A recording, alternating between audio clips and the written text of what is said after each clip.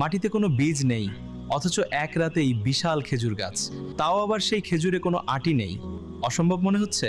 এক ইহুদি ব্যক্তি নবীজির কাছে এসে একটি শুকনো বীজ দিয়ে শর্ত দিল, আপনি যদি সত্য নবী হন তবে এই বীজ থেকে এক রাতেই ফলসহ গাছ বানিয়ে দেখান।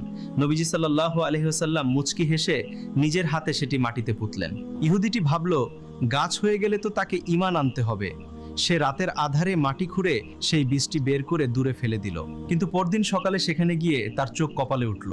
বীজ ছাড়াই একটি বিশাল গাছ দাঁড়িয়ে আছে এবং তাতে থোকায় থোকায় তাজা খেজুর। ইহুদিটি দৌড়ে নবী করিম সাল্লাল্লাহু আলাইহি ওয়াসাল্লামের কাছে গিয়ে জিজ্ঞেস করে, সব ঠিক আছে, কিন্তু ফলে বীজ নেই কেন? নবীজি মুচকি হেসে বললেন, বীজ থাকবে কিভাবে? তুমি তো গতকাল সন্ধ্যায় তা বের করে ফেলে দিয়েছিলে। নবীজির এই অলৌকিক জ্ঞান দেখে ইহুদিটি তৎক্ষণাৎ কালিমা পড়ে ঈমান আনলো।